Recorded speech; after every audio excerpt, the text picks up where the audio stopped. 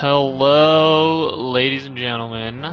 This is Dude Was Sick, hopping in just a couple minutes late, but managed to make it here for this awesome race between Walrus and Kyong. Taking a second just to look up PBs and race times from the tournament here. We got Walrus has on the SR.com a 1:27.22. It's a very solid time for him. It's a very solid time in general. And Kyong has a 1:27.40, so pretty evenly matched runners here. Hoping that this is a really good race. They're already about halfway through, a little more than halfway through the escape segment. So, just a lot of movement tech, nothing too crazy, which is kind of boring. But I've always said that these first two segments, escape and Eastern, is when you can really tell some high-level play coming out from people, because it's all about movement. Movement is something that continues through the entire run. So if you have really clean, solid movement when it's all about movement in the first two segments, you know that the runners put a lot of time in, and that they really have practiced a lot. are really dedicated to lowering their times in anywhere possible. So we have two 127 runners here. Very, very good times in a general sense. And it's pretty much dead even as we come into the end of this cave. Oh, Walrus takes a hit from a rat there, so he's going to drop about a half second or so behind. And he gets that text box, unfortunately, which can be skipped. Probably a little flustered by getting hit by that rat in the room before. And we got about a 557 from Kyong and a 558 for Walrus, which I'm sure neither of them are happy with, but hey, that's a link to the past. That's how it goes, and they're definitely not very far behind by any means. Alright, so I'm assuming both of these runners will be getting the Sanctuary Heart. After they mash through some text, Kyong, there he goes, and Walrus Prime right behind him. So pretty cool. This race is still pretty tight right now. Like I said, we're expecting to see that these runners are only 20 seconds, not even apart in PBs, at least on SR.com.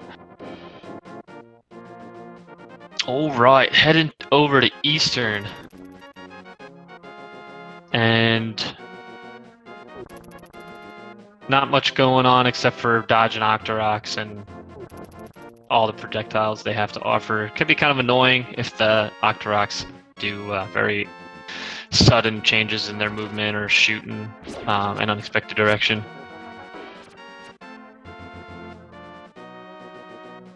One thing that is a little bit unpredictable about the way they shoot is when they stop, they'll either shoot one in the direction they're facing, or they'll start shooting in the direction they're facing, then quickly turn and shoot. So it's not too hard to keep track of, but when there's a bunch of them on screen, like in the screen before this, can be pretty annoying. So, wow, neck and neck right now, frame for frame, frame for neck, whatever you want to call it, as they head into Eastern. It's kind of funny, it seemed like it went like back and forth there with that overworld movement.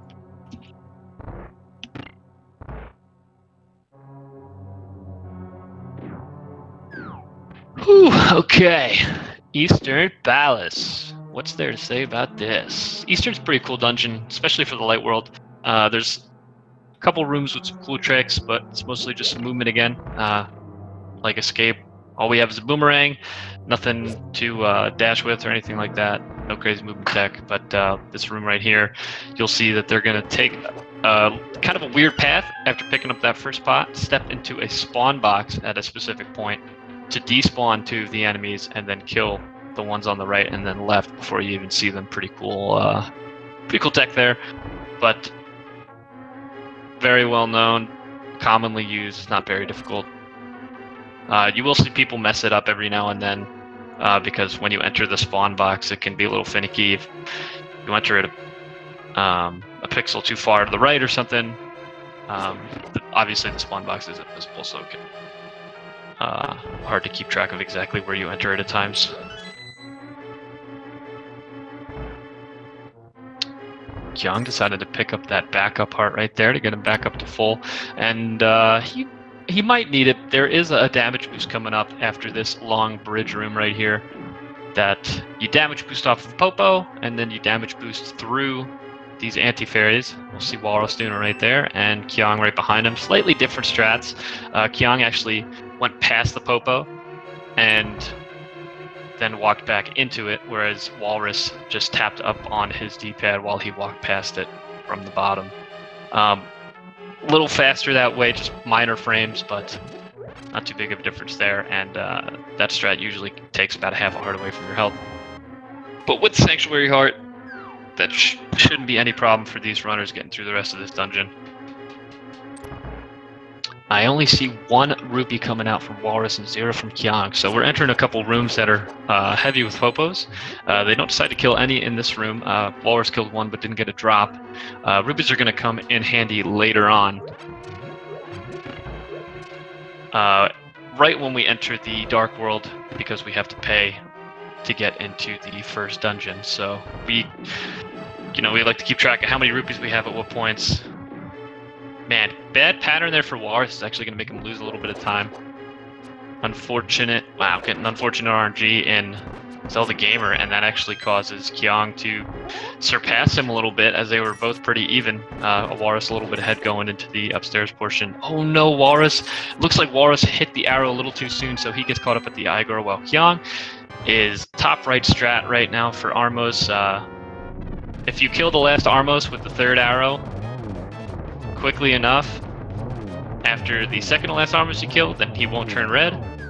Unfortunately, Walrus messed up the first few arrows, and you saw him turn red there, but has plenty of arrows left, so it doesn't lose too much time, except maybe having to get some backup arrow refills later on.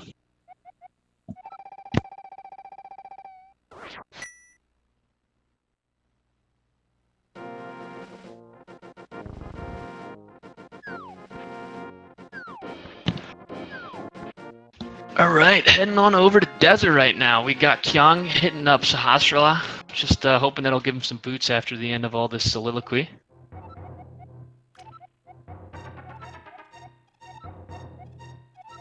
And there he goes, he has the boots, and he's on his way out, and Walrus is doing the same. Now we got boots, now he can do spin speed.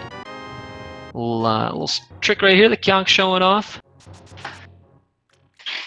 Cool stuff, you can move around freely at the dash speed, which is 4 pixels of movement per frame. It comes in very handy when you're moving in diagonals too. That's where you make the most use of it, is diagonals, so you will see runners trying to maximize their diagonals in that state. Otherwise, when they're dashing, they're just trying to maximize their dashes. It's much better to take a dash as far as you can and then turn in perpendicular directions than it is to cut it short and then walk diagonally, for the most part. I'm sure there are little instances here and there where that's not true, but that's a general rule of thumb when it comes to dashing. Also, forcing dashes along diagonals is optimal as well. It's the same logic used when you have the spin speed and you want to move in diagonals. All right, we got some bucks. Walrus Prime picking it up a little bit after Kyong there. Both of them using the spin speed to and from the library. And Walrus Prime gets this successfully on the way out. We have boots now, so we like to dash as much as possible, and the overworld and the dungeon pretty much allow for that and force you to dash, get used to dashing along hallways, things like that. So the movement tech here is nothing too crazy. This segment of the run is really well known for being pretty straightforward, and we'll get to Landmo, which is considered one of, if not the hardest boss to optimize in the run. A lot of RNG factors, a lot of having a quick maneuver, and aiming the arrows, which is the weapon that's mostly used in that fight, can be tough with all the moving enemies.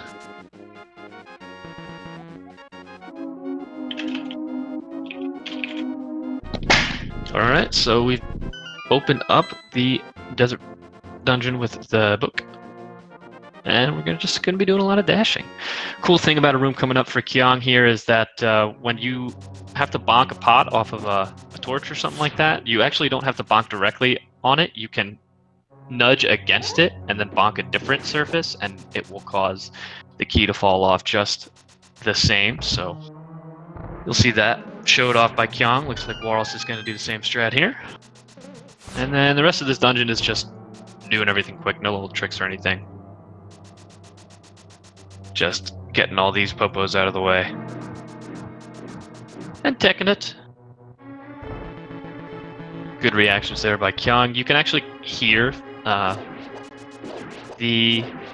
those cannonballs at a certain point as you enter and in the room before, so you can kind of tell what pattern you're going to get. There's one of a few patterns you can get. Depending on which one it is, you'll either be able to dash straight through or you might have to stop and adjust, but there's plenty of time to react and also anticipate if you know how to listen for it.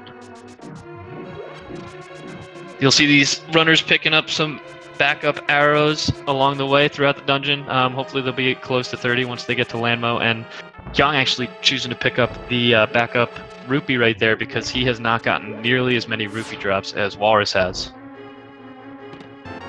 And he's definitely going to need that if he doesn't get lucky later on in this dungeon as well.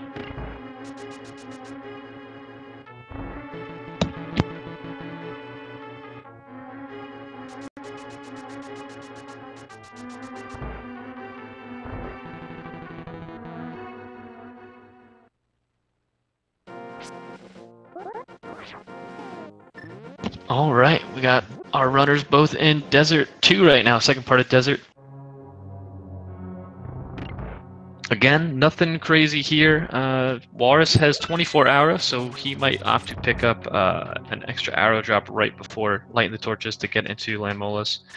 And we see Kyong just walk right past that red rupee, which can be very, very tough pill to swallow, getting RNG like that.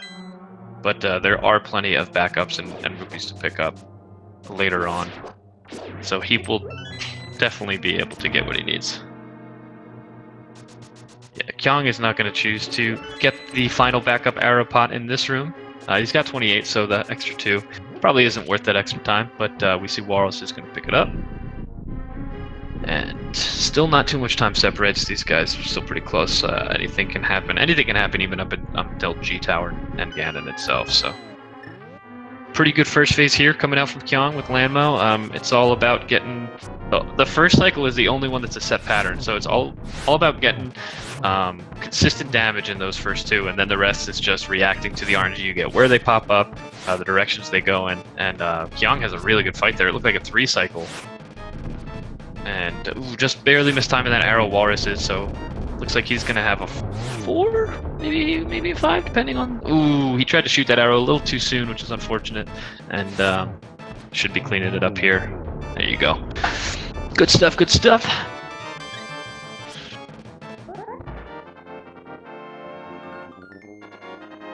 Alright. Now we got a cool Japanese 1.0 cart only trick coming up. Called Fake Flippers. There's a few of those in the run that are exclusive to the 1.0 version. And this is one of them, and I'll try to remember to talk about them along the way. So the way this one works is you jump into the water and you have a free frame of movement before the game checks if you have flippers. If you use that frame to move into a screen transition, the game will not check after the screen transition if you still have flippers. So you just fake it out and you go, hey, I got flippers, and it goes, okay, sure. The only problem with that is if you take any damage while you are in the fake flipper state, the game gets super confused, puts you in a location, and then when you try to move from that location, it doesn't understand why you're there, and you'll soft lock the game. So it's risky in that sense, but fortunately both of our runners have gotten through cleanly.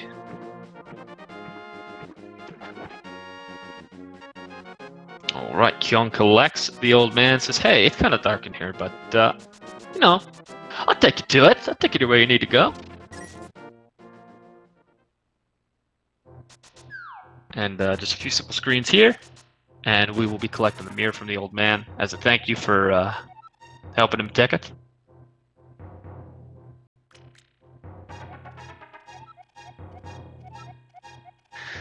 Death Mountain screen's tough. Really, really tough to deal with, as you can see from Kyong right now. I mean, these dead rocks are in the worst possible spot. You rarely get RNG that bad from them, but they can do that every now and then, and even when you don't get the worst RNG, the RNG can still be pretty tough to deal with. So he's going to have to deal with that dead rock walking through him so he doesn't block himself. That's the thing about the dead rocks, is if you... Oh my god! Getting trolled. Wow, he's down to 1 heart already. Very, very, very tough mentally to go into Hera with only 1 heart, especially when you're not even there yet. Isn't really... He's just got to get past the dead rock to get into the dungeon. Which can be annoying, but Walrus Prime, fortunately for him, has much better luck and only takes a heart of damage from some trolly RNG. That dead rock just, I should say, out of Kyong's way as he enters. So any deaths in the next couple of screens are not going to be horrible for Kyong if he does take damage, because he'll just be put right back at the beginning of the dungeon. Ooh, that Moldorm almost... Oh, yeah, he took the death on purpose there. Collects a key, and now that's going to put him exactly where he would have been anyway if he mirrored out. Kyong not deciding to use the boomerang here, which I'm assuming you're going to see Walrus do. He's going to take the boomerang out. Oh no, neither of them doing this strategy. Interesting. Usually you see boom strats there. I wonder if that's some tech that I'm not aware of anymore because I don't keep up. I don't keep up with what all the cool kids do sometimes.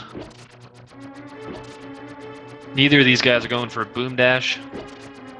Boom dash will allow you to dash behind those pegs, but also hitting the crystals, so the pegs come up. It saves a little bit of time in the next room, so you don't have to hit the switch there, and you use that time in this kind of auto-scroller-like room, hitting it in this room to hit the switch. But you'll see they'll both have to take out the boomerang, or nope, Kyong decides not to take out the boomerang.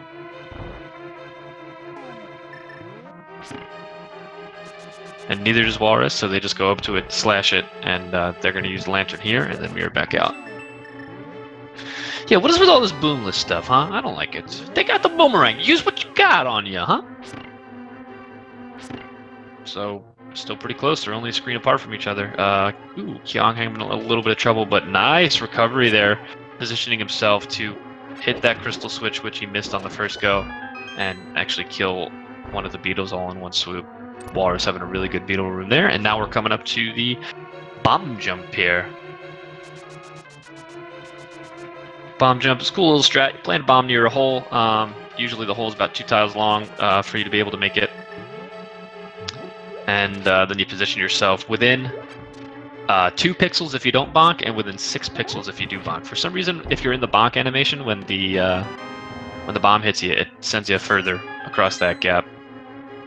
So that's why you'll see people bonking there. You actually saw Walrus do a little bit of a sword spin setup there, which basically the sword spin brings you as close to the edge without actually falling. Oh no, Walrus missing the spike skip. They were so close up till that point, so he's going to lose a little bit of time there. Oh, getting that arrow drop, which is pretty danky. And Kyong is heading into Moldorm. And oh no, he reacts that time and decides, you know what, I'm just going to go around. And he will be entering Moldorm as well.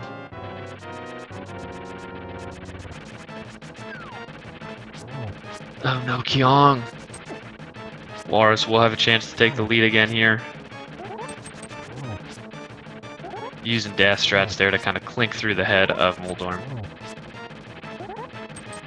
If he gets some good luck here, he does get pretty decent luck, and he also uses the start of the dash animation to keep himself in place while Moldorm runs straight through him. Very clean fight there by Walrus, capitalizing there on the fall from Kyong as well.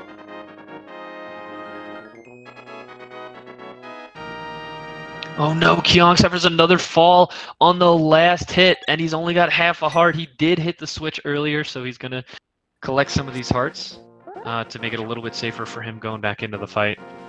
But Walrus is going to have a pretty nice lead going into the Aghanim's Tower segment here towards the Master Sword. Kyong is getting absolutely trolled by Moldorm right now. That's Trolldorm at its finest. That is textbook Trolldorm right there.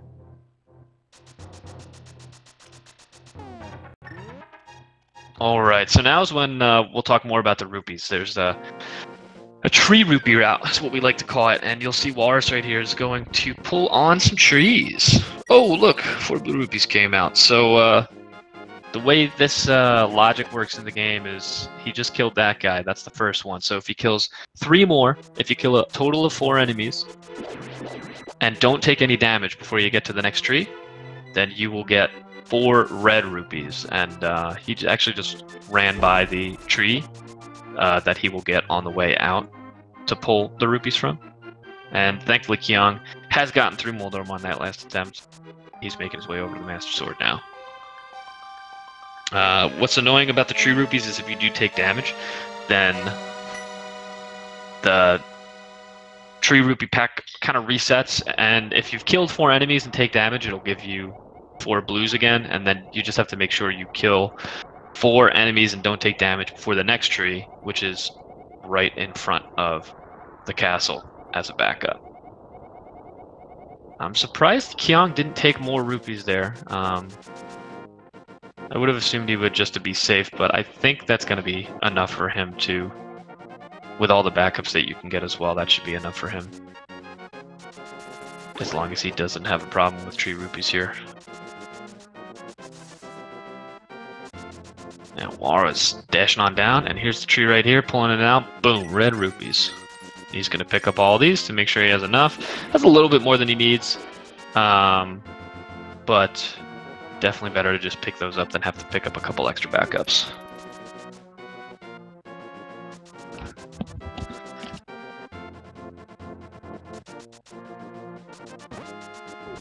Kyong holding the Master Sword high, ready to go, ready to take it. Ready to take it to Aghanim and into the Dark World.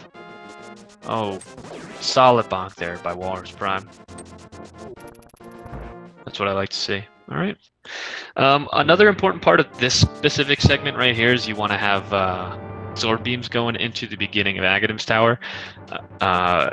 There's a strat in the second room, the gold ball and chain guards, that if you don't have arrows, or excuse me, if you don't have sword beams, there's an arrow heavy strat you can do,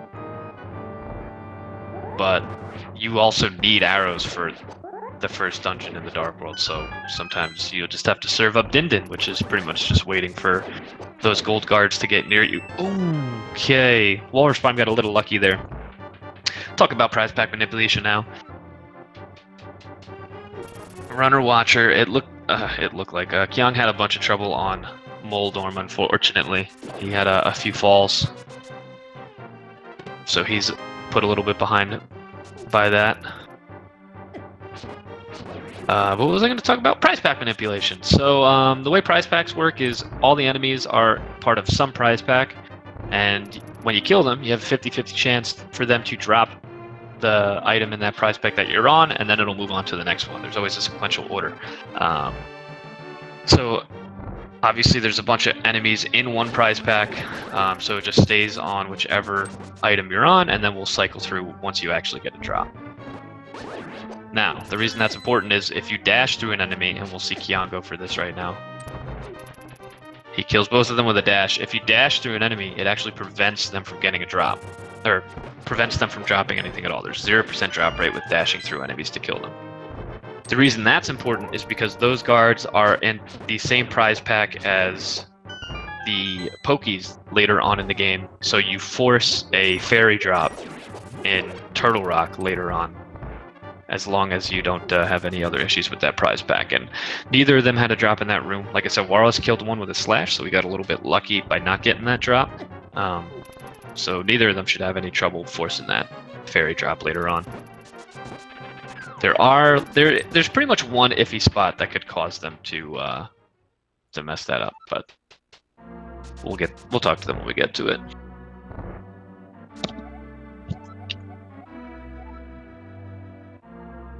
All right, we got Walrus Prime in the chamber right now, just having to sit there and watch as Zelda is transported to another dimension, and he's going to be entering the Aghanim fight.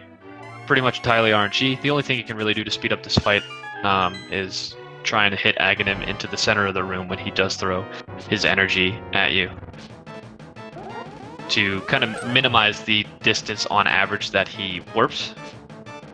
Gets a good one there. You saw he warped just a couple tiles over.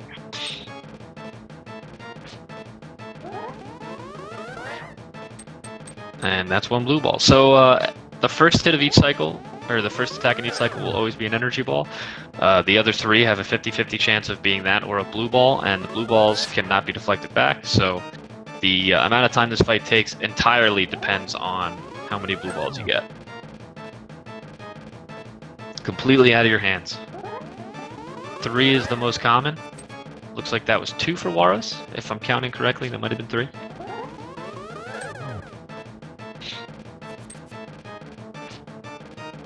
I believe if he gets this one right here, yep, there it is. That should only have been 2 for Warus, if I counted correctly. I believe I did. And it looks like we got Kyong in the fight right now, so still pretty close going into the Dark World for these guys. That was the first one I saw of his, but I might be behind. Oh, 2 in a row. It's a rough pill to swallow. As I was saying, 3 is the most common, so whenever you get better than 3, you feel lucky. Whenever you get less than 3, you want to reset and throw your card in the garbage.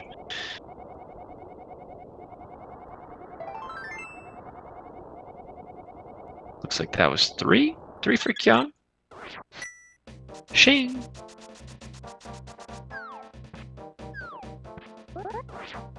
When the fight ends is actually indicative of how many blue balls you got, if you know. Oh no!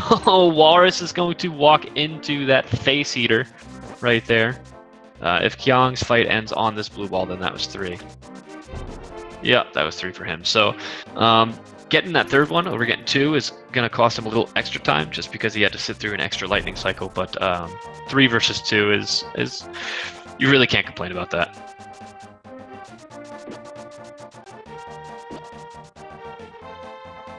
Alright, Walrus showing us his dashing skills in this screen right here, the overworld screen. This is one of the 2 longest screens in the game. I'm not sure which one's longer. I would assume this is the second longest compared to the Zora Flippers area, Zora's domain. But you spend a lot of time on the screen. And Walrus does a little bit of a Kiki dash there. You saw he stopped his dash, moved down a little bit, and then walked back up. That causes Kiki to be closer to you during that cutscene and makes him have to walk a shorter distance to jump up onto the dungeon. So small little optimization there that, again, it's pretty common swimmers use that.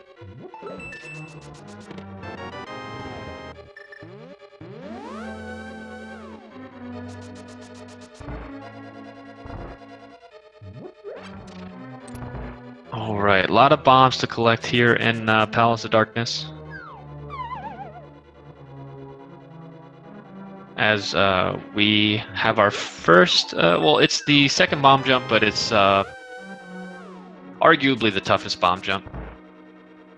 It's either that or Ice Palace. Some people have their preferences. Some people will just, you know, they just do the bomb jump because it's just a bomb jump. Who cares?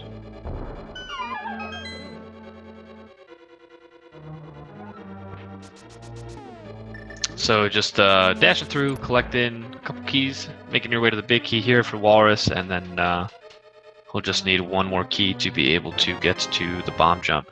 This is, like I said, pretty tough bomb jump because it's pixel perfect on the y-axis. If you are even just 1 pixel off, the trick will fail. So you have to place the bomb on a specific y-pixel, and then you have to put Link on a specific y-pixel in relation to the bomb in order to make sure you jump the gap in the right spot and clip through the rail. It's not a huge sequence break, just kind of lets you get the hammer a little bit earlier. So it is allowed, and it's not considered a major glitch. We see Walrus doing the 2 bomb strat. He puts down a second bomb in order to bust open that wall while he opens the hammer chest. Saves a little bit of time when you use 2 bombs, but it is a little bit tighter. And it didn't look like he had any extra buffers there. You get 2 free pause buffers because you have to switch to the bomb and then switch to the mirror because you're going to mirror anyway. So you're going to use those anyway, so we consider those free, and then any more than that will cost you a second or 2 each time.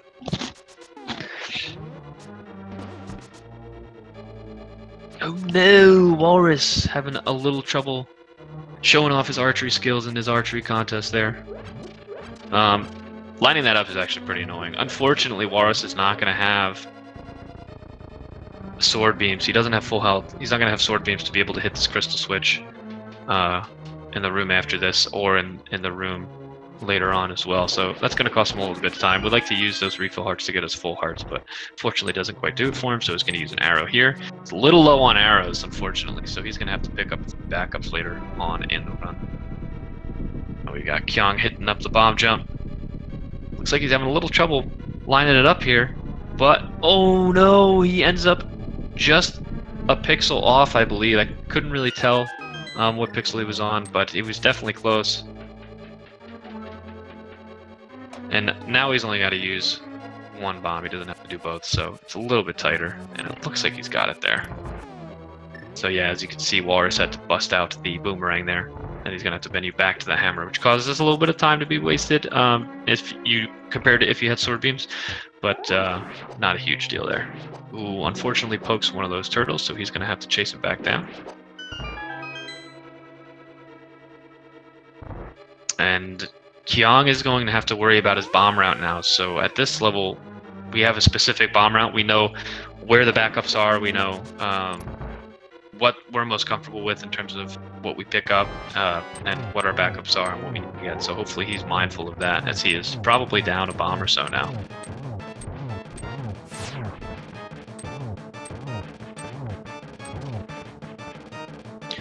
Solid first phase of the Helmasaur fight here.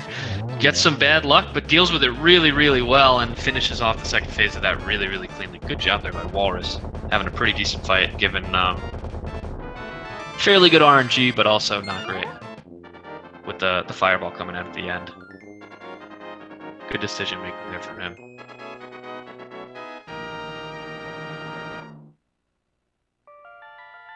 Alright, he's going to sit through some crystal text. While Kyong is just finishing up, waiting for that wall to open up. And he has Sword Beam, so he is not going to have to switch back to the Boomerang in this room. Just going to walk up, boom, there it is. Does not have to waste any time with pauses.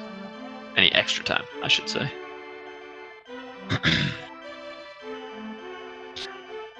Kyong does not poke one of those turtles, and he is going to get through that room cleanly.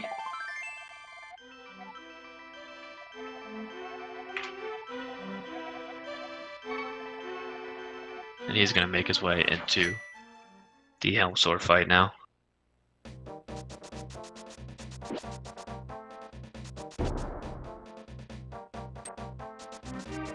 Alright. Kyong getting some okay RNG here. Oh, he's getting a fireball here. You saw that he actually waited to break open the mask, and the reason for that is because when you break the mask, it'll despawn any fireballs that are on the screen. So he waited to see if he would get a fireball. He knew he was getting a fireball, so he paused a moment, waited for the fireball to be on screen, and then despawned it. If he broke the mask before the fireball actually came out, then he wouldn't be able to despawn it afterwards, even though the mask was broken. Alright, Walrus showing off an item dash there, dashing through 3 of those pegs at once. An item dash is also a 1.0 cart only glitch. The way that works is just hitting the dash button and an item button on the same frame. It works with all of the items. Some items have some wonky effects. If you do it with a hook shot, it'll put you in the super speed state that was shown off earlier in the run. And will actually be shown off coming up here, but we don't have the hook shot, so we're still going to use the swordsman strat to activate that.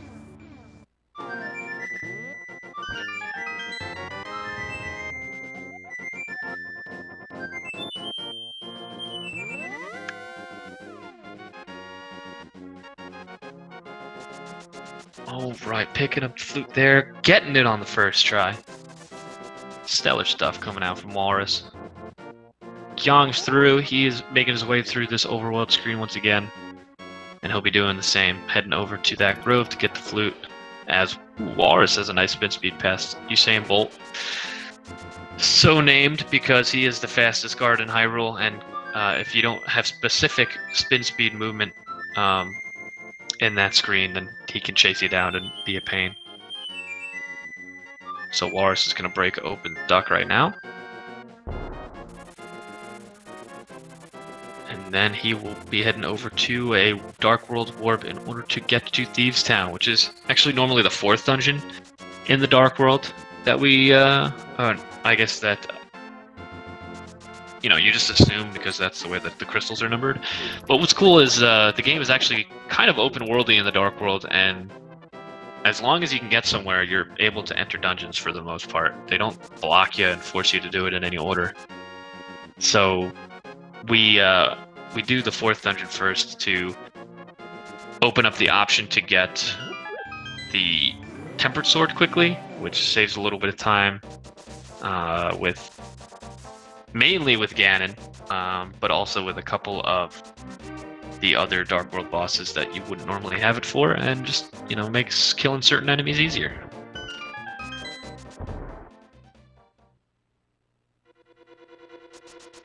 Alright, so Walrus is made his way into Thieves Town. Kyong showing off a spin speed. There you go, with good movement there to get past the Usain Bolt guard.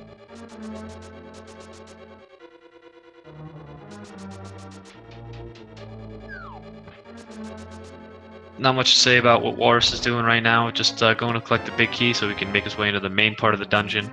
A couple of pretty crucial rooms in this dungeon that are what the runners will focus on to try to minimize the time loss. One of them that's coming up soon is called the Hellway. That's a play there by Walrus dodging that fire snake. It's so called the hallway. It's so called the Hellway because there's a whole bunch of enemies that like to just get in your way and are unpredictable. But if you're Walrus, you're going to try to land on a specific pixel, which he gets. Oh no, but that Patrick Star was in his way, but a nice readjustment there. And he gets up to the top of the room with only a second dash, which is pretty good Hellway, honestly. If you get the bad RNG especially, that's very, very good play there from Walrus. Hammering that grasshopper looking thing out of the way. Make sure he doesn't give him any pain going forward. As Kyong's entered Thieves Town now, and will make his way over to the big key. Nice job with the bombable floor room there. Walrus Prime delaying that dash just a slight little bit just to make sure that that floor is bombed open, because if you end up leaving that room before the bomb, or excuse me, before you know that the floor is open, you could get all the way to the boss and then have to traverse your way back through the dungeon, which lose a significant amount of time.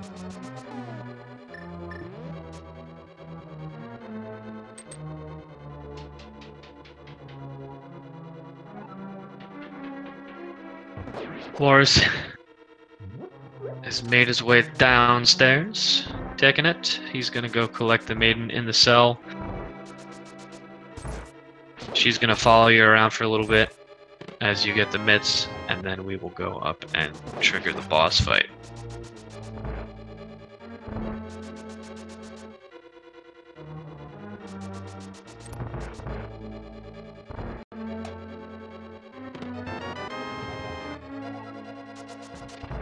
I see a question that save and quit is banned in this specific category. The main reason for that being that we don't include major glitches, and the kind of ambiguous definition of major glitches is that it doesn't cause any major sequence breaks. We don't do anything really out of order. We just, with what we're given, we do everything we can to do the run as fast as we can, but we don't glitch into any areas that shouldn't be accessed for a long time. We don't do any crazy, like, weird fake Dark World stuff or anything like that. And save and quit is banned because the idea of no major glitches is to maximize the amount that you actually play, and save and quit would allow a bunch of significant skips in certain places.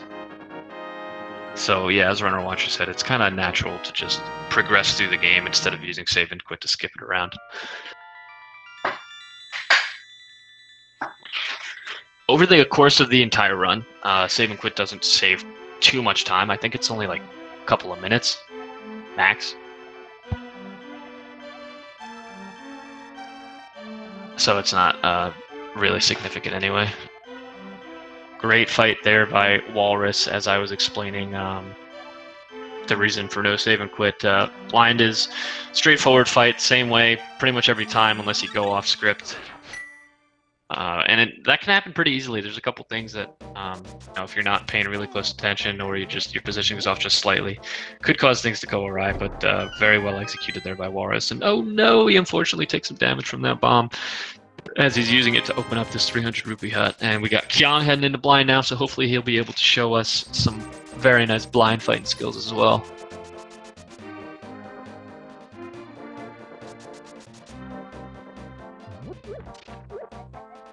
Let's see, that's 3. Still in pretty decent shape so far, as Walrus has gotten this unfortunate toad. Ooh, goes a little bit off script for Kyong there, but he does manage to clean it up. Only about a second after he normally would have.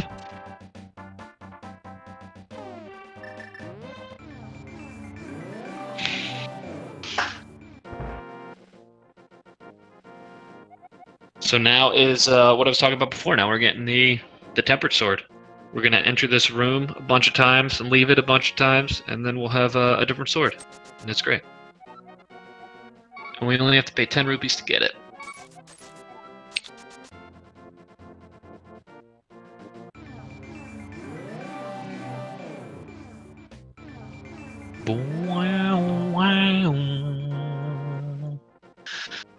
Alright, here's our last visit right here for Walrus. Holding up that tempered sword high.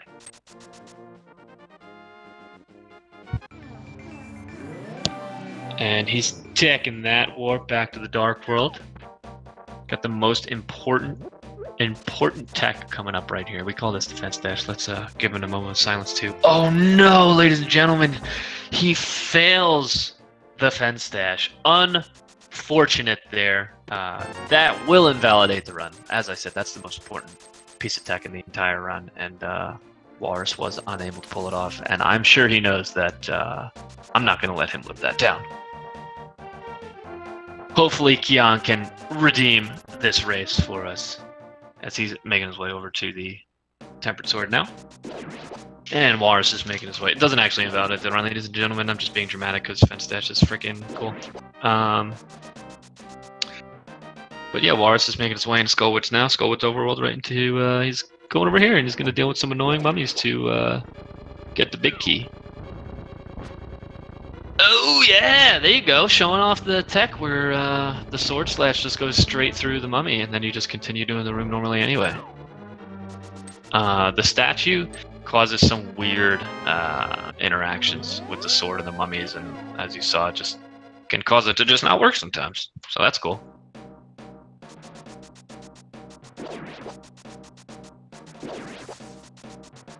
Alright, another bomb jump coming up for Walrus. Very, very similar to the one in Tower of Hera. You just got to get past this little gap here, and he uses that sword spin technique that I explained before. Oh wait, everyone quiet. It looks like Kyong's gonna get the fence dash. Let's go! Getting the fence dash. Dashing straight past that fence without having to stop or bonking. That's what I like to see.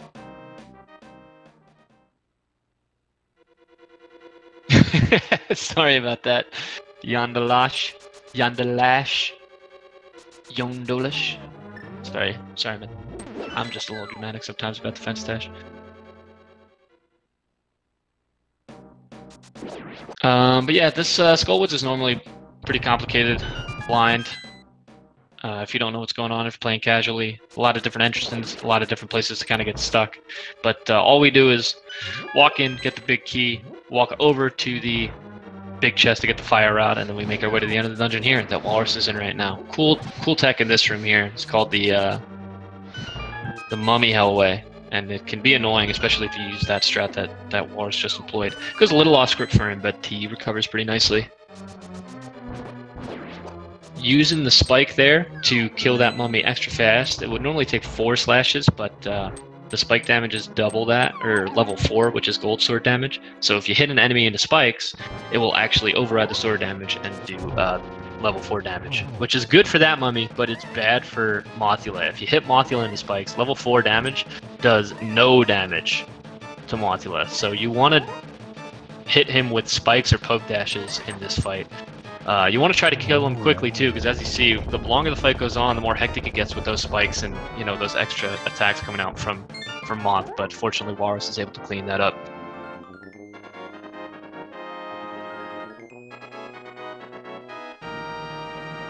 And as I was saying, Kyong has finished the collecting part of this segment, and now he's making his way to the end, which is just a straight shot towards Mothula through these last couple of rooms. Oh, thanks for the cue there, Greenham, showing us that the runners are, you know, they got their own Twitch channels, and you know, feel free to follow them. They put in a lot of work into this game. Show them some love if you you know, if you appreciate the speedrunning community in this game in general. And I also have a stream myself that I occasionally do things on, like Zelda or other things. So if you want to, you know, come over and hang out sometime, totally cool. But, you know, you make your own decisions. I'm not going to tell you what to do, you know? Alright, Kyong's in the Moth fight. Nice moth fight there. The spikes didn't move around at all for him, getting some pretty good RNG and cleaning up the fight very quickly. Now, the next dungeon coming up is Ice Palace, and the difficulty kind of jumps a little bit here, and then it slows down in the next segment, and then it jumps again, because Ice Palace is the segment where you get the blue mail normally, so there's going to be some enemies that do a little bit of extra damage as the game adjusts for that. But after this, we're going to end up going to Swamp Palace, and Swamp Palace is normally second, and you're not expected to have as much health going in there, so everything does a little bit less damage. So the difficulty's lower, but the speedrun difficulty actually stays about the same, because it is tough to get through that segment very quickly.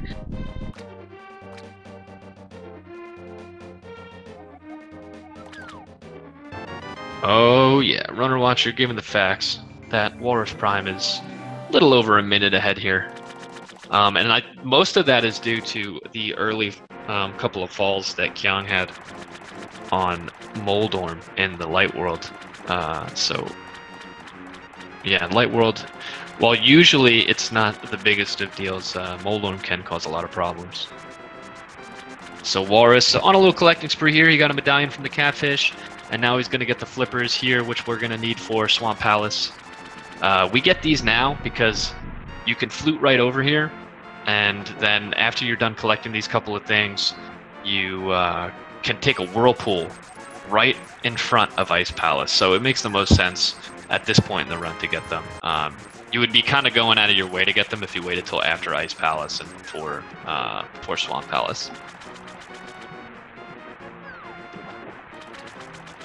So movement tech with the boots is pretty important in this screen, especially because there's just water everywhere. You almost can't avoid it anywhere. There are certain sections where you intentionally dash a little further to get yourself on some dry land, because that's how much slower dashing in water is. So it's really important to maximize your dashes on that screen, and that's the warp I was talking about that we're going to take over to Ice Palace.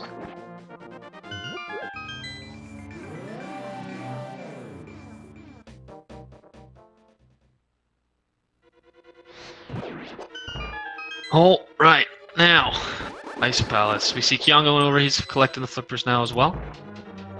And you know, he is, like Runner Watcher said, a little over a minute behind, but there's some pretty sketchy areas still in the game that can lose a lot of time, and just general gameplay. You know, if you get bad RNG or you have bad movement here and there, you can just lose a lot of time in different places, not even just from deaths. So still anyone's game, I would say, even all the way up until Ganon.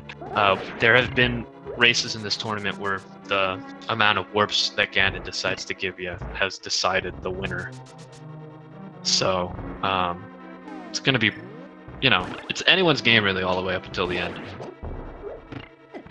And War is showing off that bombable floor room there. He does take a heart of damage, which is okay, because he's going to pick up a pot here that's going to give him a heart, so he's back to full health. And he is going to hopefully use sword beams in this room, because it does speed up the room a little bit, depending on the RNG you get. There you go.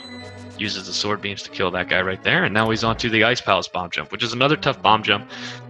But once you're comfortable with it, it's the setup is pretty automatic, depending on... There's a couple of easier setups than what Walrus just used. That was a fairly quick one. Probably the quickest one, actually. But there's a couple of easier ones that you can utilize to make the bomb jump a little bit easier and safer to set up.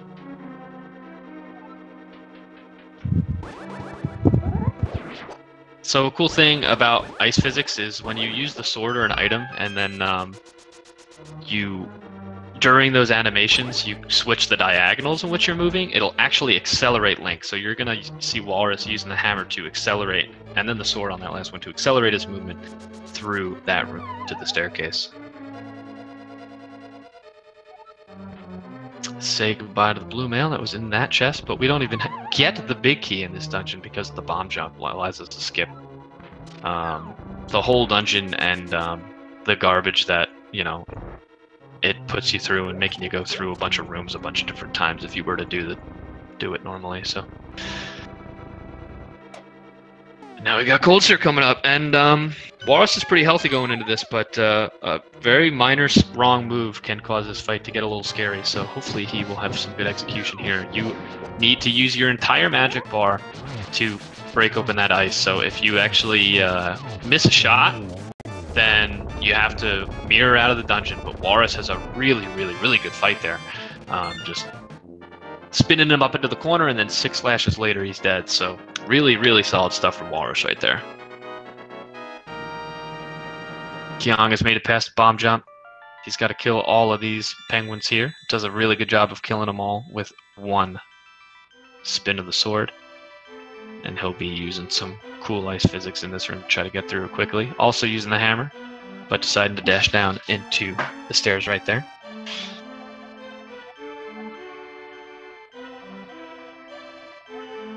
This is the lucky charm. Spitting out facts, just like Runner Watcher. Yeah, you get the blue mail in this dungeon normally, but like I said, we skipped the big key just because we can skip everything in the dungeon. And that actually causes the damage numbers to get kind of ramped up. Not in the next segment, but in Ice Palace, and then after this next segment coming up. The next segment coming up, as I said, is the Swamp Palace, which is normally done second. And since it's normally done second, there's a lot of enemies that don't do. They almost all do light world damage, because the game's not expecting you to really have a lot of hearts, and you don't have extra mail to defend yourself. So it just, instead of throwing enemies in that do a lot of damage, it throws a lot of enemies in that do a little damage, and that's the reason that it's still difficult to do this segment kind of fast, because you're always comfortable going through this dungeon. You're never in a situation where you might die. I mean, people have died in this segment before, obviously, but for the most part, it's really not something that the runners are fearful of. But you lose your time by just getting nickeled and dimed. Just there's a lot of enemies, so there's a lot of RNG that you have to deal with, and it can be hard to get through the rooms in the known optimal movement, just because you just are trying to move out of the way of enemies that are unpredictable.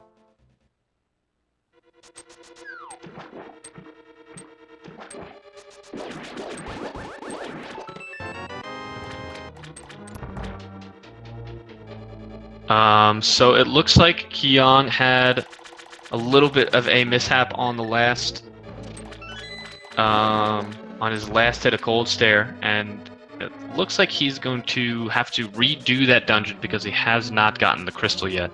But the strategy he employs here is that he's going to do Swamp Palace because he has everything he needs to do Swamp Palace, and that'll ensure that he has full magic and an extra heart going into the Ice Palace segment again. Unfortunately, there's no way to skip or just zoom back through the Ice Palace. You have to do it the exact same way as he did it the first time. So instead of farming magic and hearts, he's just gonna utilize the refill at the end of this dungeon. He will go back through it.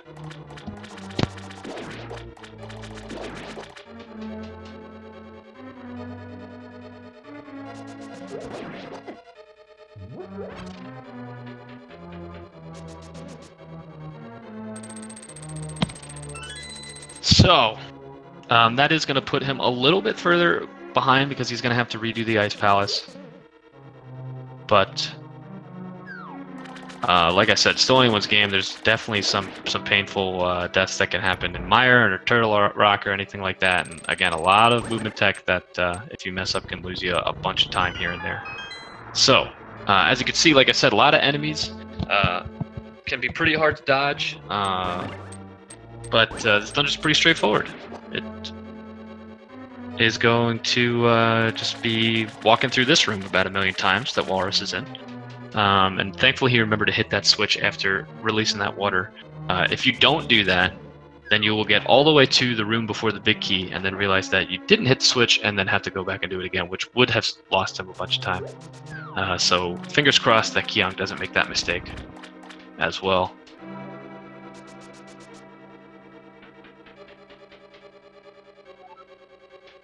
Once you make that mistake, you'll never make it again. You make that mistake once, and it will stick with you for the rest of your speedrun career. Ooh, Walrus showing off another 1.0 only glitch where you can take some damage while you're falling, which is not fun. But yeah, looks like Kyong did remember to hit that crystal switch, so he won't have that problem either.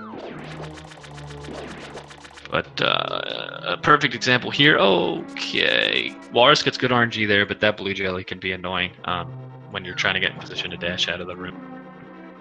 So it's just little things like that here and there. There you go. Fire Snake just decided to be in the wrong place at the wrong time for Walrus and loses just a little bit of time there. Little bit of a setup here. We open up that hookshot chest in a very precise location to hammer over the ledge before pulling out the hookshot. Which, oh, it looks like he messed up his movement a little bit. If you do that setup correctly, you will be able to hook over to that pot, which is a pixel perfect position. But like I said, we do have a setup for it, but unfortunately Walrus missed it there. We'll see if Kyong gets it later on as he goes through. And really low on arrows here, so, wow, really low on arrows here. He does have 2 bombs, which is what he wants. Walrus, I'm speaking about. So, he's not going to have to worry about that, but he is going to have to get probably 1 extra arrow pickup later on that he was probably hoping to skip. And it looks like Kyong got the setup properly for hookshotting his way over to that key pot. So, thankfully, he was there to show that off. And, yeah, Walrus notices that he doesn't have that many arrows and goes for that extra refill right there. And I'll probably, like I said, pick up another one beyond that later on. Maybe 2. We'll see. We'll see how it goes. Man, those little Tektite things don't want to give Walrus the time of day, but he swims right on through them, and we'll see if he goes for a 0 cycle. And he is going for a 0 cycle, so this is a really neat trick, but oh, unfortunately he drops it pretty early, and he's going to have a little bit of trouble adjusting because Argus decides to just cling to him, just stay as close as possible, which makes it hard to kill him quickly. So I'll explain the 0 cycle as he finishes up here. There you go, Argus is going to jump up, and he's going to use the 2-spin technique to finish with the second phase off. That's the second one right there. So the 0 cycle Argus, when you hook dash with the sword out, it actually makes it so that pokes will do full sword damage. So this allows you, with the tempered sword, to be able to kill those little puffs with 1 poke each.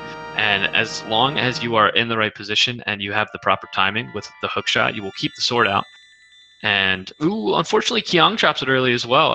Yeah, but like I said, you would keep the sword out, and it would allow you to just kill those puffs super, super fast, and actually gives you the ability to kill all of those puffs before that spinning tornado attack, where, you know, all the puffs fan out from Argus.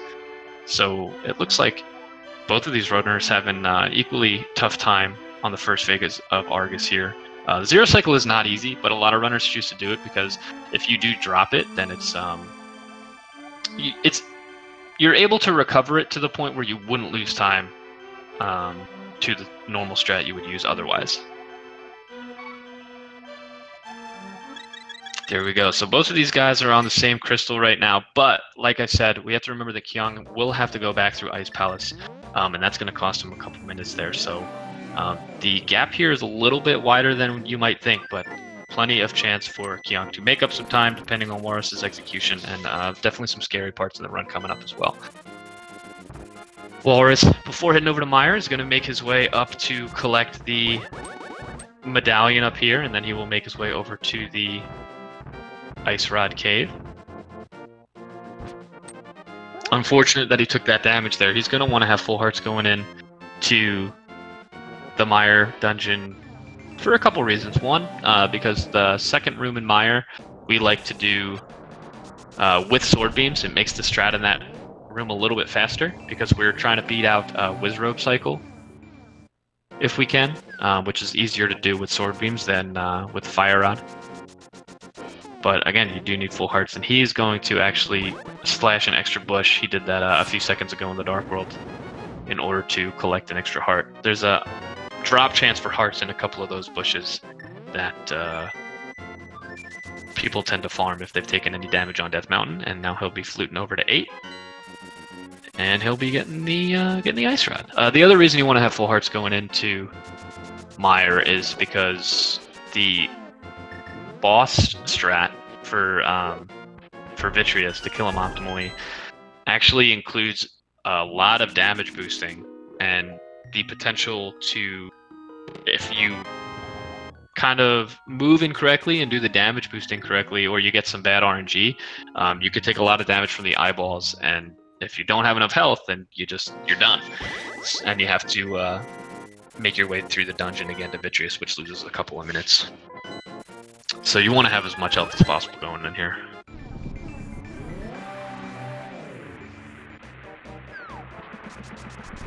Okay, so Kyong is collecting all this extra cool stuff as well at this point.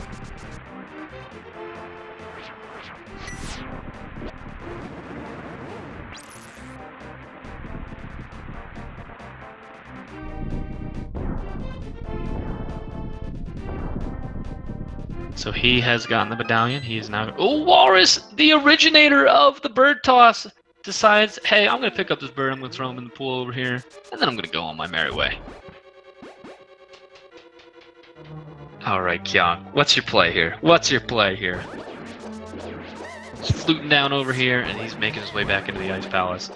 And there we go! Walrus Prime showing off the Sword Beam strat in that room that I was talking about earlier. That is why you want Sword Beams in that room. It makes it a lot easier to beat out that Wizrobe cycle, and he does it there and has a really clean mire too. Solid execution there by Prime. Mr. Prime. Alright. So Kyong's going to do what he can to speed his way through the Ice Palace here. He's going to have to do the bomb jump again. And he's going to have to do the bombable floor again. So he might be down a couple of bombs. He'll have to find out how to get those backups. There are a couple in the Mire dungeon itself. So if he is down, he can collect the ones he needs. And Walrus is making his way to Mire Torches.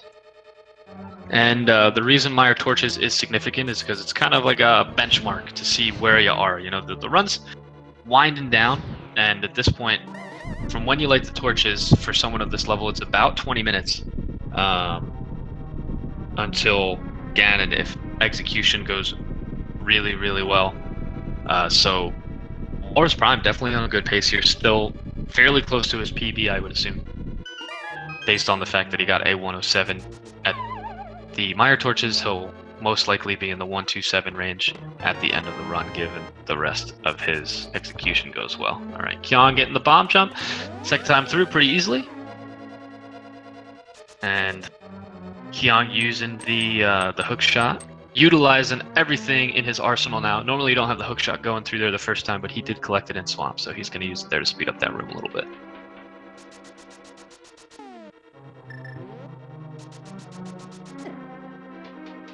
Walrus Prime decides to just bash through that spark there. That is actually the fastest strat there, and if you have full hearts, usually runners will go for it. Sometimes if you're down a heart or two, then you might take a slightly longer way around, but doesn't lose too much time.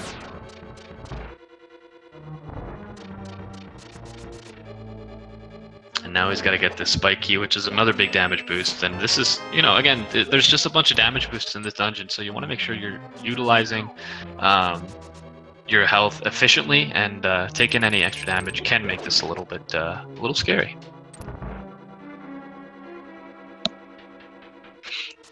All right, round 2 for Kyong and Gold Stare. Let's cheer him on, ladies and gentlemen. I'm sure he's got nerves of steel right now, and he's ready to take on this giant puffball. Yeah, let's go. Poke him. Let's poke him. Get those slashes in. Get him. Get him. There you go, Kyong. Kyong has redeemed himself. That was a very solid fight. So now he's in. He's going to be in the same segment now as Walrus. He is going to be decently far behind, but he has gone on the collecting spree, so he's going to be able to just go straight over to the Mire dungeon. So again, still anyone's game. This is definitely close enough for Kyong to make up with any sort of execution mistakes from Walrus, and the difficulty is definitely ramping up from here on out. So still anyone's game.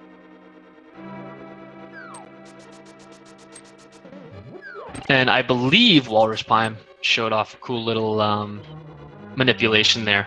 You make sure you only have 2 bombs going into this dungeon, so that that second bomb you used to open up that floor before that crystal, or that wall before the crystal switch, automatically transitions you to the fire rod because you run out of bombs, and it saves you, which is a cool little optimization that a lot of the top runners use. Now, so this is the damage boost heavy strat that I was talking about, and Walrus Prime does it flawlessly. Maybe a little hiccup slightly, but he does manage to kill all those eyeballs before getting a lightning attack from the real eyeball, and then 8 quick arrow shots, and he's going to finish him off really quickly. So good execution there from Walrus, still going strong. It doesn't look like he's really phased. It looks like he's at the top of his game right now, but we've got Turtle Rock coming up, so we're going to have to, he's going to have to keep up that solid execution in order to keep this lead.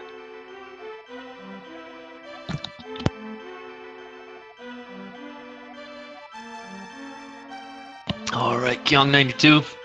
Walrus decided to let the Frozen Bird have it, but Kyong as well is going to let the Frozen Bird have it. Showing all the love and no love to the bird toss.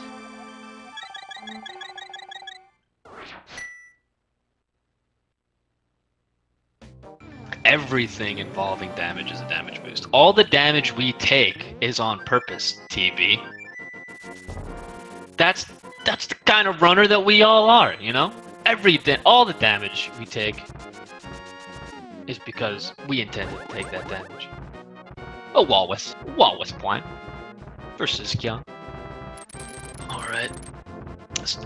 Nobody likes this screen at all. Nobody, and you go through it way too many times for a speed run. So Walrus is gonna wave that screen goodbye. Fortunately, he gets through it pretty cleanly. That screen can go really, really bad. Oh no, he blocks himself. He's gonna dodge. He's gonna dash over this way just to despawn that D-Rock. That D-Rock. Shout out to D-Rock.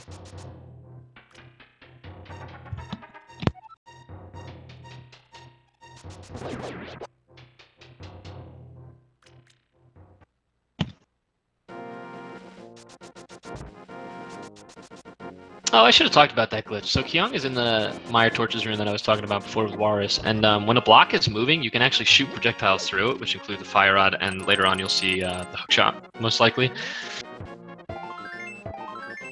So that's why we're able to just push those block and light the torches with the fire rod as they're moving.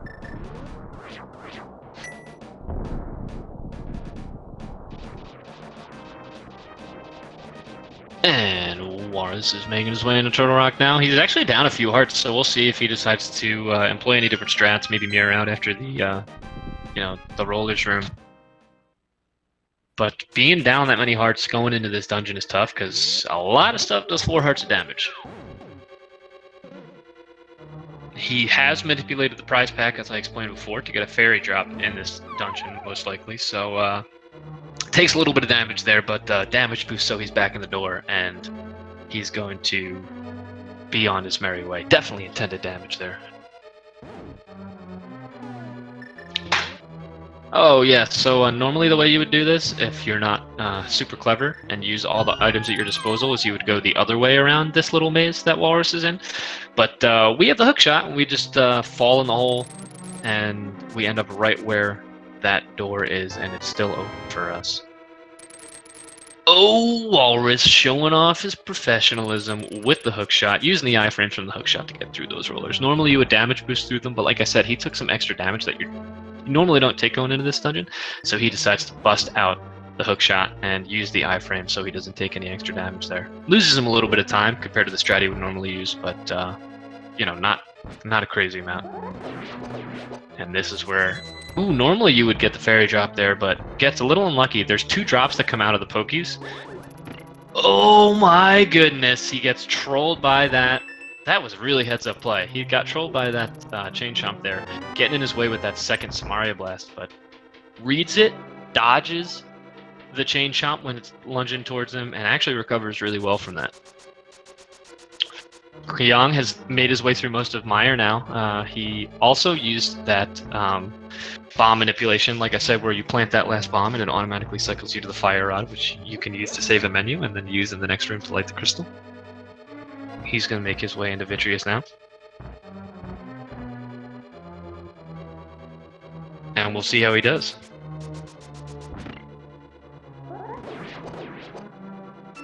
Alright. Using the damage boost to get a lot of damage on those eyeballs. And ooh, he does get the lightning cycle, so that is 1 cycle, but only loses a few seconds to the 0 cycle. And again, 8 quick arrows, and Vitreous is done. Well done by Kyong. Meanwhile, Walrus has picked up the big key, and now he's just making his way through the rest of the dungeon.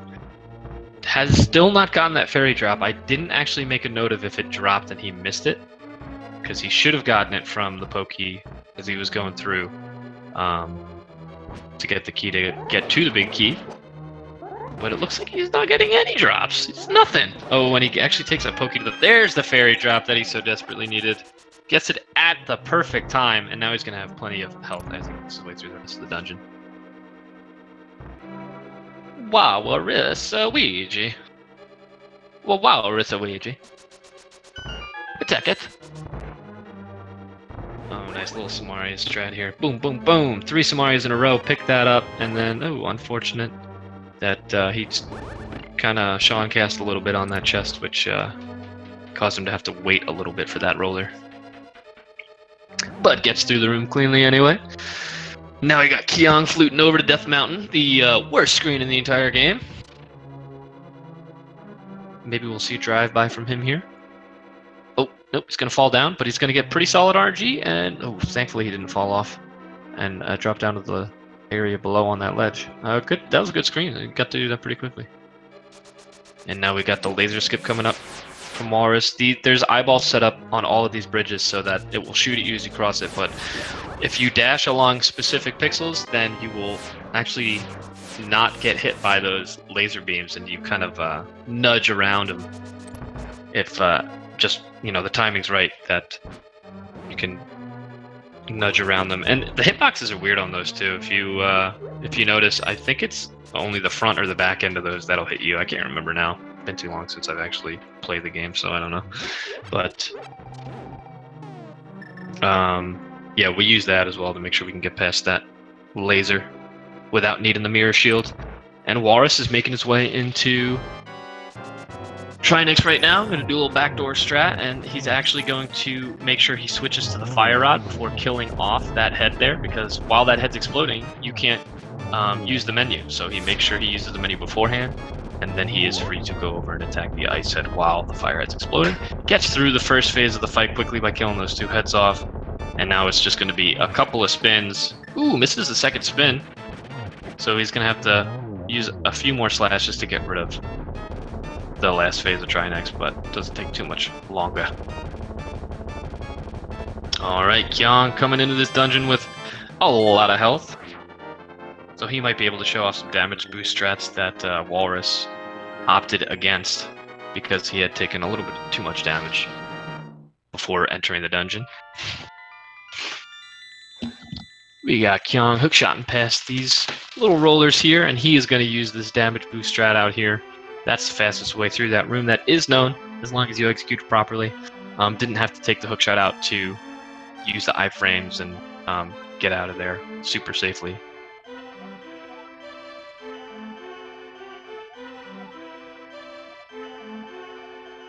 Now he's going to enter Chomps. Chomps is just horrible. He's going to get the fairy drop here, which is good and bad.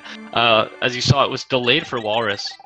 Nice, using the sword beams to speed this room up just slightly. Oh, but lunch from that. Chain Chomp was not desirable, but doesn't lose him too much time.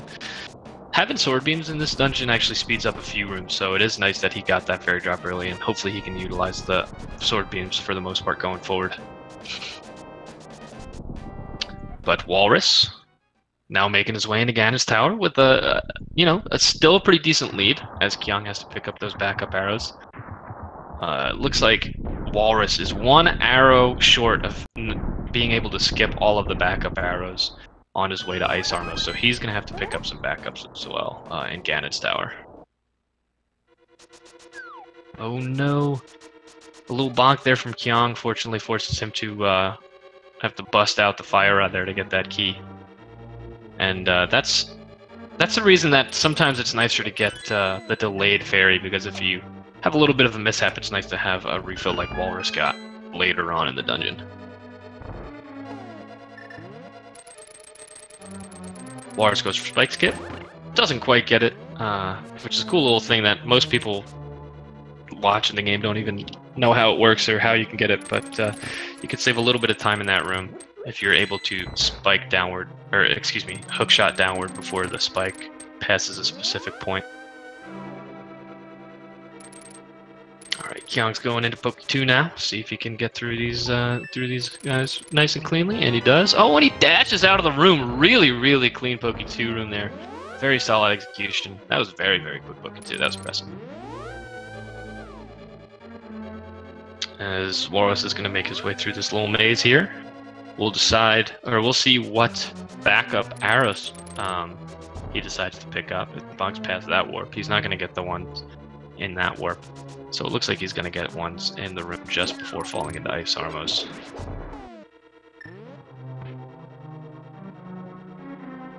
Kyong making his way through the dark platform maze. Yep, there we go. Walrus goes up to the top of that room. So we got the Armos refight. It's on ice, but what's cool is instead of just spawning out of the dungeon, we need to make sure we're positioned at the top of the room to get out of the room as quickly as possible. So we start in this bottom right corner, and then we manipulate our movement so that we stop right in front of the door when we kill that last one, and then we just dash on through to optimize that room.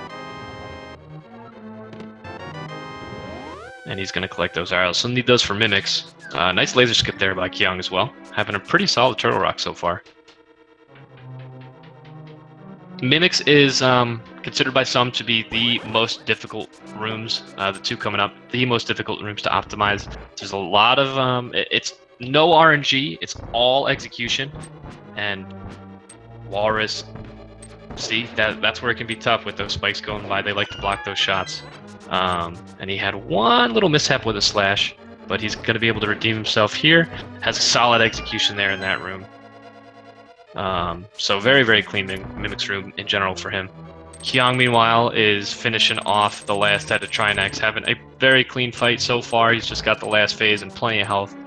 So we'll see if he gets the double spin here. It's just a double spin. Yep, he gets the double spin, and now he's just got to slash him. Good to go. Very, very solid Turtle Rock coming out. Kyong. What you would expect from a 1-2-7 runner. Alright, Walrus is now in the gauntlet. We call it the gauntlet because you have to kill all of the enemies in each room in order to progress.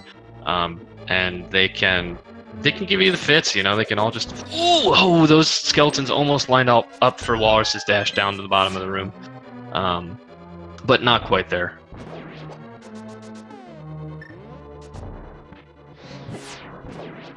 Trying to use a fire rod to kill off that blue guy that went up into that corner, which is not desirable as well, but still getting through the room here, and got to kill off these two guys. And now we're in the last section of the gauntlet. He's going to fire rod here to use wonky hitbox to kill that skeleton. Take a magic bullet to the face from that turret, and now he's making his way into Landmo 2. Landmo 2! Let's see if he can zero cycle this, or one cycle this. Oh no, he gets the short hop from the last one and just barely mistimes that last fire rod. If he shot that just a couple frames earlier, he might have been able to land that fire rod. Yeah, the one cycle on Landmo 2 is tough. It's it's not entirely uncommon. It's not a crazy strat, but it is tough, and it's definitely got some RNG factors involved too, like that short hop there is what led Walrus to miss it. So sometimes you just get bad RNG and just got to deal with it. So Walrus now has made his way past those two cool Wizrobe rooms where we used the Cane of Samaria to kill him off quickly. And he's going to try to get a dash past this fire. Oh, nope. The fire bar actually is walked past instead of dashed past. That the timing in that room is tough in order to get a dash past that. So you don't see that every day. It's not very easy.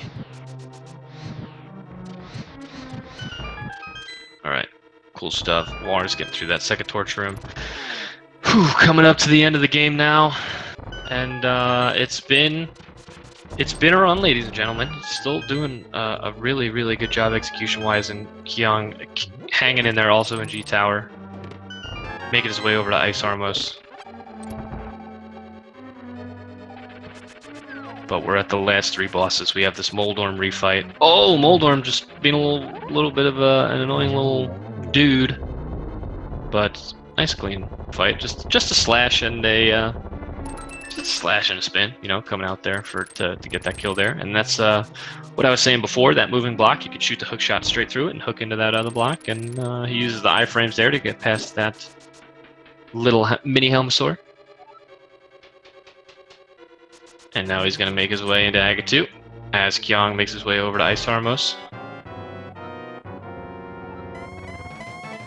Aga 2 is a little different from the Aga 1 fight, because you always have the option to do damage to the real Aga as long as the illusion cycles aren't desynced.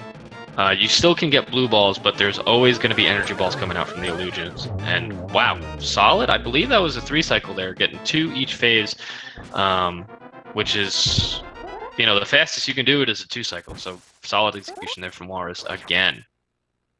Looks like he's going to be slightly behind his PB going into Ganon here, but still on a very, very good pace. And I believe he still can get a 127, sub 128. So he's plenty healthy going in here. So it's going to take some misexecution. The bats do tend to do a lot of damage, and again, the hug does 8 hearts of damage. So definitely still a possibility of a death here, or maybe a fall. As Ganon, the execution isn't free, that's for sure. So we'll see Walrus Prime showing off his skill by doing those diagonal slashes. He's definitely practiced this fight. Oh yeah, oh look at that, fire bat movement. Just goes right into the thick of it. Solid stuff coming out from Walrus. Very, very consistent run so far.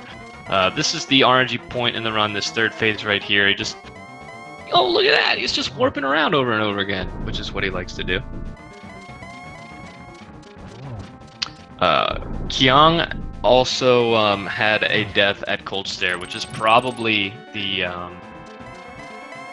most costly death in the game, unfortunately. And he's actually kept up pretty well considering the Hera Falls, or excuse me, the Moldorm Falls and the death at Cold Stare. Otherwise, he's executed very, very well. So now we got Walrus here on the last phase here, just 12 spins, and he has gotten the torch glitch, which allows you to keep the right torch lit at all times, so you only ever have to worry about lighting that left torch. And he's in a solid cycle of about 3 spins per torch glitch, or per torch light. Ooh, misses that one there, but still has a good rhythm going.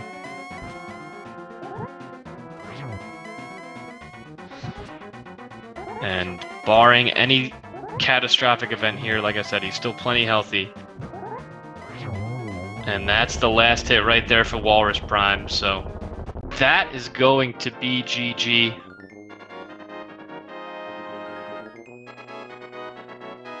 For Walrus Prime, and that is unfortunately going to knock Kyong out. I see a 128.21.9 on Walrus's stream.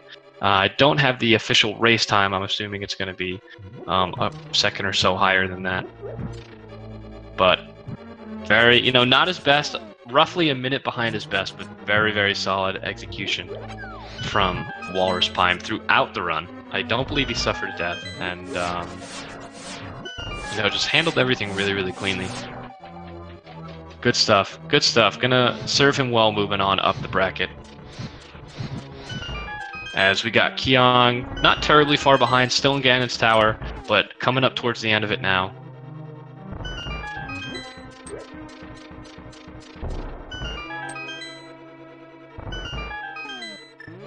He's gonna pick up this heart here, hook shot over here, get this key here, get this magic here. Probably the most crucial magic refill in the game, although some very high level runners will decide to skip it in certain circumstances.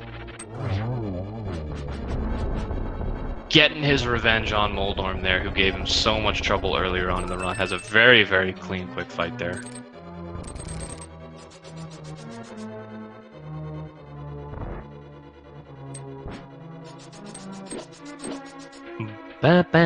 He's gonna make his way on up to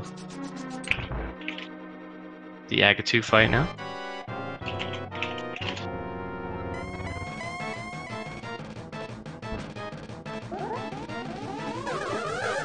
Oh no, mistimes a spin there. And it looks like he's only gonna get one, maybe two of the energy balls landed there, and he gets a blue ball out there, so a little bit of bad luck as well.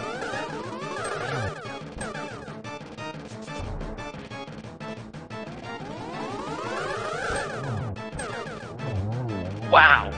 Getting all three of those last energy balls on that last cycle. That was a really, really solid way to finish off that fight.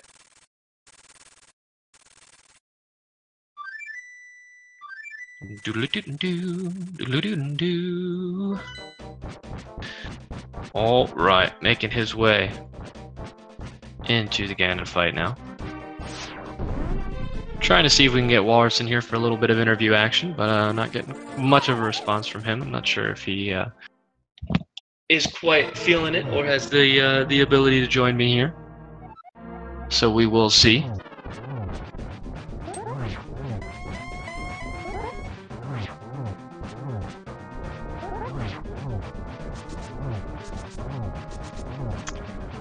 Kyong showing off the inside fire bat strat and dashes coming out.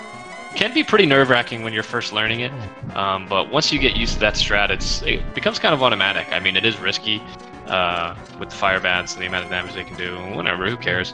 But pretty solid execution there, Kyong. Bam. Bam, bam, la la la la. Alright, so now here we are in the last phase. We see that torch glitch coming out. The way that works is you actually have to light the left torch. See, the left torch goes out before the right torch. So you light the left torch before the right torch goes out, and that's what keeps the right torch lit the whole time. Lich the whole time. Cool. Good English, dude, bro. Sick.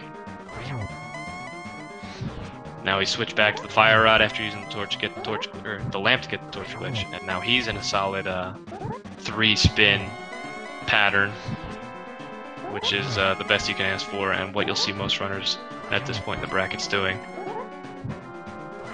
And big day. Last hit coming out from Young, very solid stuff there. And as that's happening, I'm joined by Walrus Prime. Hey Walrus, GG man, great run. I know it was about a minute behind your PB, if I'm not mistaken, but pretty solid execution so far. Yeah, it was a fun race. Give me a second. My volume is down in Discord for a second, so I can barely hear you. Oh yeah, take your time. I could be loud, so sometimes people turn me down, you know. So this, crank it up to 150. Ooh, okay, I'm getting the treatment now. Yeah. All right. Well, yeah, I mean, first things first, congratulations on the win. And solid execution there, 128.21. I didn't have all the info going in, so do you know what your best time so far is in the tournament? I think this is my new best. So solid, very solid. I think I've got 3. Well, how many races have I done now? 5. I think I've got like 3 or 4 mid 128s and a 129. So I'm nothing if not consistent, I guess. Yeah. But I think this is the lowest of them by about 10 seconds or so. Hey, consistency is always good to have for sure. So, were you? One thing I'm curious about is, were you aware of some of the mishaps Kyong was having throughout the run? Yeah, I had the stream up on my phone just to kind of glance at here and there to see where we were at. And in Hera, after I fell on that bumper skip, I didn't look back. I looked back again, and I had finished the fight first. I was like, "Oh my gosh, what happened?" He was fighting him. It looked like for like a second or third time. Yeah. Yeah, he had a couple of unfortunate falls, I think all happening on the last hit of Moldorm when, he goes crazy and can be really annoying to deal with. So yeah, I had the stream up on my phone just to kind of glance at here and there to see where we were at. And in Hera, after I fell on Right, right. Uh, right, going to the swamp. Oh, maybe he didn't, but he did, right? yeah, he did have a death at cold stare, and Uh, did the Swamp Palace recovery strat yeah. going in there. Hey, we're also joined by Kyong. Not trying to ignore you. How you doing, Kyong? Hey, Yo, Keon. GG, Hey. man.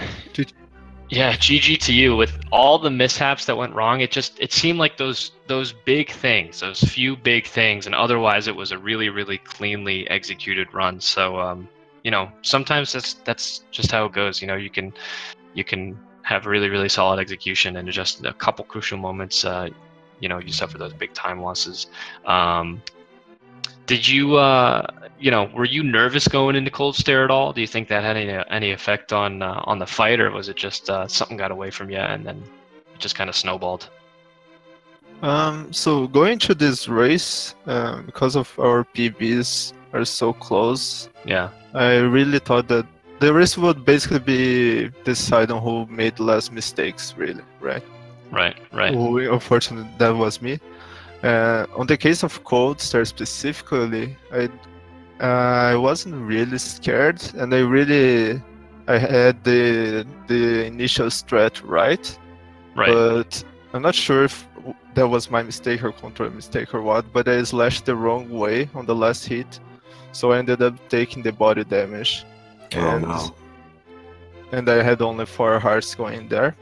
Right. And part of that was also because I tried to only pick up one of the pots upstairs, since I had almost full magic, but the jelly was nearby, and me getting hit by him, that put me into 4 hearts, so that was kind of fortunate too.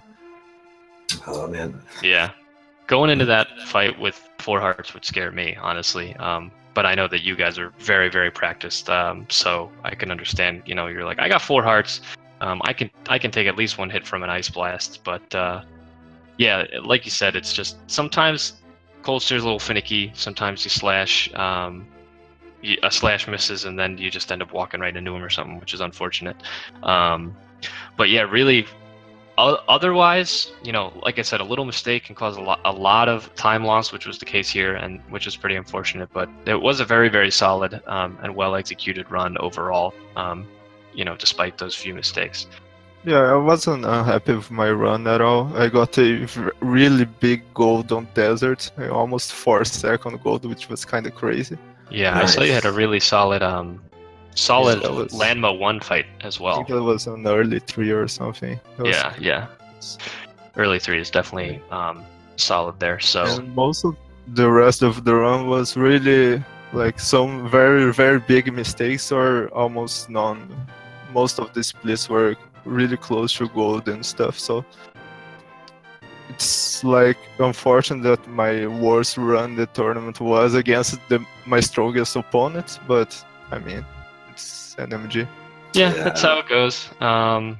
And again, it's just the luck of the draw sometimes. But GG to you, great job.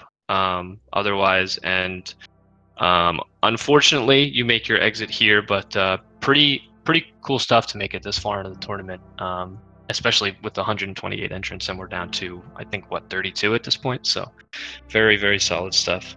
Congratulations on that. Do you have any plans to continue NMG, or was it just something you did for the tournament and now you're going to move on to something else? I'm really happy overall with how I play in the tournament, especially since like before the tournament was announced, I had a 131, I think, and I pushed that to 127. Wow, that's a big jump in just a couple months. Yeah, very nice. Good stuff. Since my PB is still kind of far from my goals, I usually kept around 2 minutes between my sum of best and my PB, and it's kind of growing up. So I think I'll try to push for a new PB soon. Yeah. But otherwise, since there are other tournaments coming up and stuff, but I'm really happy with how I played here. Yeah, definitely, and it was a lot of fun to watch you throughout the tournament. And it's going to be fun to watch you push, because just based on your execution here, I definitely know you can push that time a little further down.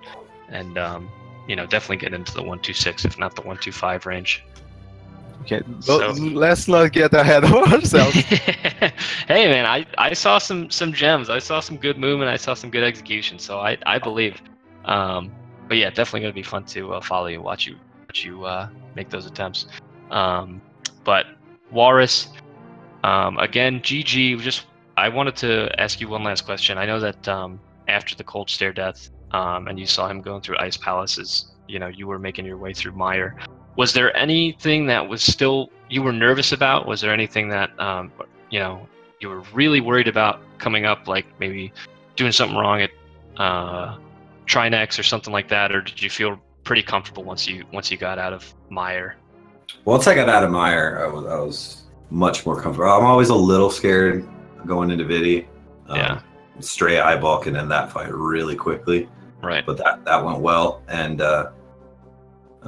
then Turtle Rock's always scary. Everything in there hits like a truck. So I played it a little safe. I didn't go for the damage boost in the roller room and stuff like that. But yeah.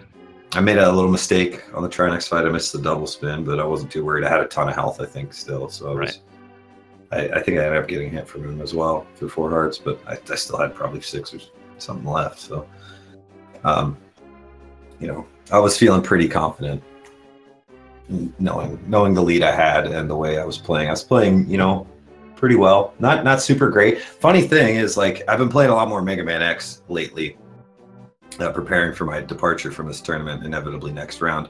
But I switched controllers to play MMX because my Link to the Past controller has a little bit too sensitive up, and I was like grabbing ladders when I didn't want to, and I'd never switched back, and so my D-pad felt totally wrong the entire run.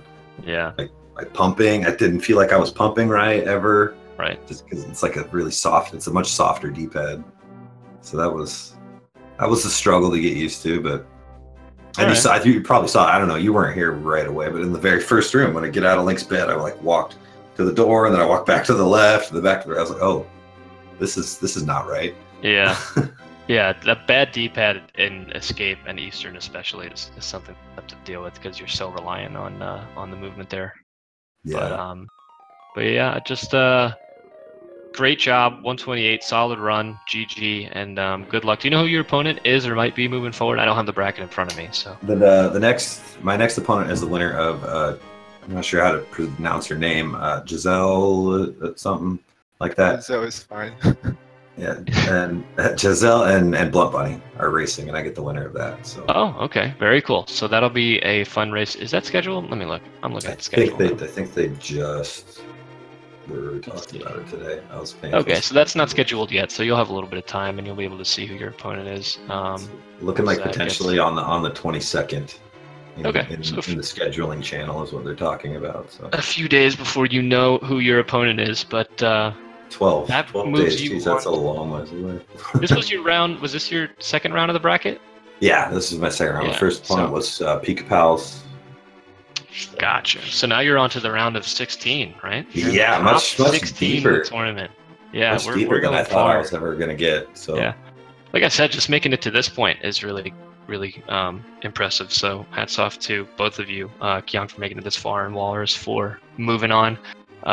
So before I start plugging the upcoming races, do either of you want to make a last comment?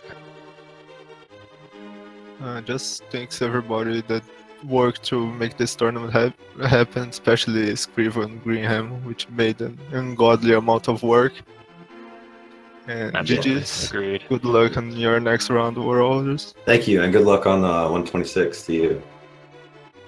And I just want to say shout outs to Dude Bro Sick for jumping in on last second to save the commentary for this race. Yeah, I sat down on my computer and I saw a bunch of pings for commentators, and I was like, you know what? I know it's already started, but somebody's got to do the job. So it was actually a blessing in disguise because it was a really fun race for me to watch and to commentate. There were a lot of good moments, a lot of good execution.